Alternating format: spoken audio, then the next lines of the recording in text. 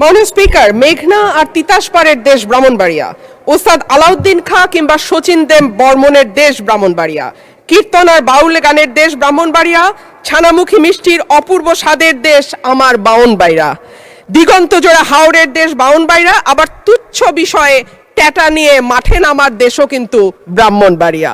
মাননীয় স্পিকার, বাংলাদেশের শিল্প সাহিত্য সংস্কৃতির রাজধানী বলা হয় ব্রাহ্মণবাড়িয়াকে।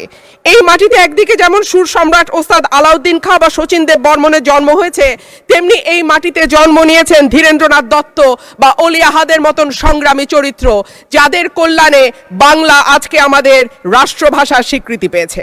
মাননীয় স্পিকার, আমার নির্বাচনী এলাকা ব্রাহ্মণবাড়িয়া 2 এর অন্তর্গত আশুগঞ্জ একটি শিল্পনগরী। এখানে আছে সার কারখানা, বিদ্যুৎ কেন্দ্র, চাল কল, মিল, ফ্যাক্টরি, আছে বন্দর।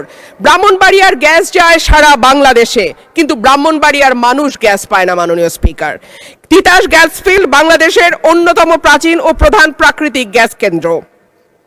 1962 সালে আবিষ্কৃত এই গ্যাস ক্ষেত্র থেকে বর্তমানে 22টি কূপের মাধ্যমে দৈনিক প্রায় 325 মিলিয়ন ঘনফুট গ্যাস জাতীয় গ্রিডে সরবরাহ করা হচ্ছে। 1991 সালে সরাইল উপজেলার সদর ইউনিয়নে গ্যাসের সংযোগ দেওয়া হয়। শুরুর দিকে গ্রাহক ছিল 1000, বর্তমানে কাগজে কলমে 5000, কিন্তু অবৈধ সংযোগ যদি আমরা এর সঙ্গে যুক্ত করি তাহলে প্রায় 8 থেকে 9000। কিন্তু প্রত্যেকজন গ্রাহকই আছেন চরম গ্যাসের সংকটে। সরাইল সদরে 1.5 কিলোমিটার এলাকায় 6 ইঞ্চি এবং 1 কিলোমিটার এলাকায় 4 ইঞ্চি ব্যাসের পাইপ দিয়ে গ্যাস সঞ্চালন লাইন টানা হয়েছে। এরপরে পাড়ায় পাড়ায় 2 ইঞ্চি ব্যাসের পাইপ বসানো হয়েছে। কিন্তু সমস্যা হলো সকাল 7টা থেকে দুপুর 2টা পর্যন্ত গ্যাসের কোনো চাপ থাকে না, চুলা মিটমিট করে জ্বলে। এরপর মন চাইলে গ্যাস আসে 1 ঘন্টার জন্য, তারপরে আবার রাত পর্যন্ত গ্যাসের কোনো খবর নাই। দেশে গ্যাসের সংকট আছে, তার উপরে শীতকালে গ্যাসের চাহিদা আরও বাড়ে। অন্যদিকে আছে অবৈধ সংযোগ। Bakhrabad gas transmission and distribution system limited Brahmanbaria কার্যালয় থেকে জানানো হয়েছে, লোকবলের অভাব সহ নানা সংকটে তাদের তদারক করা পুরোপুরি সম্ভব হচ্ছে না।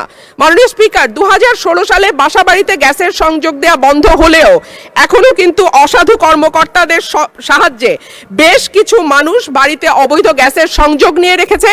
সরকার রাজস্ব বঞ্চিত হচ্ছে এবং যাদের বাড়িতে সত্যিকারের লাইন আছে তারাও গ্যাস পাচ্ছে না। শেষমেশ মাটির চুলা, এলপিজি সিলিন্ডার আর বৈদ্যুতিক চুলা ভরসা। কিন্তু মাননীয় স্পিকার, আমাদের জীবন মানের এখন এমন উন্নয়ন হয়েছে যে গ্রাম বা মফস্বল এলাকাতেও এখন কিন্তু মানুষ ফ্ল্যাটে থাকে, পাকা বাড়িতে থাকে, উঠান এখন অনেকটাই বিলাসিতা। সুতরাং মাটির চুলায় রান্না করা বাস্তবতা বিবর্জিত। মাননীয় স্পিকার, আমাকে 2টা মিনিট সময় বাড়িয়ে দেবেন। মাটির চুলায় রান্না করা, মাননীয় সদস্য 1 মিনিট আপনাকে দিলাম। অন্যদিকে যদি আমরা এলপিজির দিকে তাকাই মাননীয় স্পিকার, 1940 টাকার সিলিন্ডার বলে বটে, তবে 2200 টাকার নিচে কোথাও সিলিন্ডার পাওয়া যায় না। আর আমরা যদি বিদ্যুতের চুলার কথা বলি তাহলে বলতে হয় ঢাকা শহরে 1-2 ঘন্টা লোডশেডিং থাকে, কিন্তু গ্রামে সেটা 14 ঘন্টা পর্যন্ত গড়ায়। সুতরাং গ্যাস ছাড়া আমাদের আসলে এই মুহূর্তে সত্যিকার অর্থে চুলা জ্বালাবার মতন জ্বালানি নেই। এবং ব্রাহ্মণবাড়িয়ার গ্যাস যেহেতু সকল দেশের অন্যান্য এলাকায় সকল এলাকায় যায়, সুতরাং আমার দাবি থাকবে আগে ব্রাহ্মণবাড়িয়ার গ্যাস ব্রাহ্মণবাড়িয়ার মানুষ পাবে, তারপরে এটি অন্য এলাকায় যাবে। মাননীয় স্পিকার, সম্প্রতি তিতাস গ্যাস ক্ষেত্রের 31 নম্বর একটা কূপ খনন হচ্ছে, যেখান থেকে দৈনিক 9 মিলিয়ন ঘনফুট গ্যাস পাওয়া যাবে বলে শোনা যাচ্ছে। আমি আশা করব এই নতুন যে কূপ 31 নম্বর কূপ যেটা তিতাস গ্যাস ফিল্ডে খোঁড়া হচ্ছে, সেই গ্যাস আগে ব্রাহ্মণবাড়িয়ার মানুষ পাবে, তারপরে এই গ্যাস। ধন্যবাদ মাননীয় সদস্য।